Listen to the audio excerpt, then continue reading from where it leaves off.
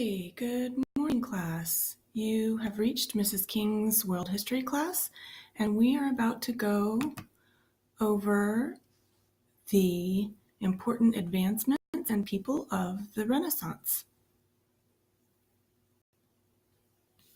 Let's get started. The first person we're going to go over is Michelangelo, and let me preface this by saying we will be going through, this is a very long slideshow, and we'll be going through one person per day.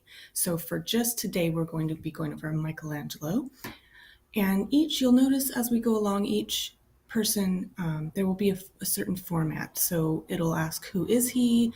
What did he do? Things like that. And it'll be the same for each person we go through. So Michelangelo, he lived from 1475 to 1564. So that was a long, long time ago, obviously. He was a very gifted artist from the age of 14 even. So right around the age of you guys, a little bit older, is when he started his career. He was known to have a very quick temper, meaning, things got him mad or aggravated very easily. And he worked in Florence and Rome, Italy. So what did he do? He was a painter, and these are not pictures of him, they're modern day pictures. I just wanted to give a visual representation of what a painter is, what a sculptor is. You can see there, this gentleman has, some tools that are taking pieces of wood away from that sculpture he's making. That is something that Michelangelo did all the way back, but with marble. This man is using wood. He was also an architect. You can see this is a modern day picture of an architect drawing some plans with a special ruler and pen there and his blueprints. And he was also a poet.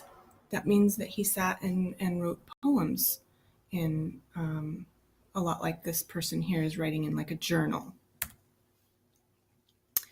So here are some examples of his actual work. He's very famous for this picture here. It's actually painted on the ceiling of a huge chapel in Italy called the Sistine Chapel. And he named it, he named it the Creation of Adam. So it was almost as though God is over here and he's touching this being and giving him life. So that's kind of the idea behind that one. This one, like I said earlier, is a sculpture that he made, Michelangelo made out of marble. It's called the Pietà, and it is the Virgin Mary, and she is holding Jesus after he has come down from the cross and after he was crucified. She is holding him obviously in great despair. You can see her face looking down, and this is a very famous sculpture because of the amount of detail that he was able to get. You can see here this is a cloak or some sort of blanket, and just the detail that it makes it look so flowing. That was a piece of marble, piece of rock that he made look like that. So that was very big deal at the time. And then as far as architecture, he designed this basilica. It's a part of a church, of a cathedral. It's a Catholic, for Catholic churches. And after this, all over Europe, many of the cathedrals started having this beautiful architecture all over Europe. And here's an example of one of his poems, The First New Year. Okay, Michelangelo, why was his work so advanced for the time? This was a big deal because before the Renaissance, paintings had to be just about religion, really. It was commissioned or hired by the church, and an artist would make it exactly the way the church wanted them to make it. And it was very not real, perfectly realistic. And so this is a big push during this time to become as realistic as they possibly could. And Michelangelo was at the forefront of that.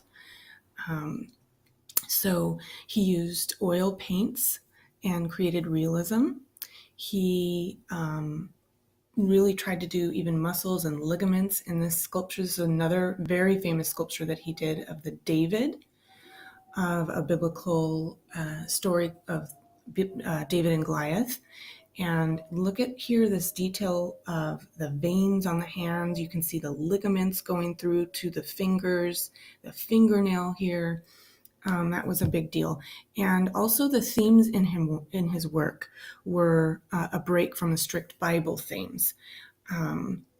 So when you look at art, sometimes you can see more than just what's on the canvas. You can see a message that the artist is trying to portray to you, and he was not afraid to do that.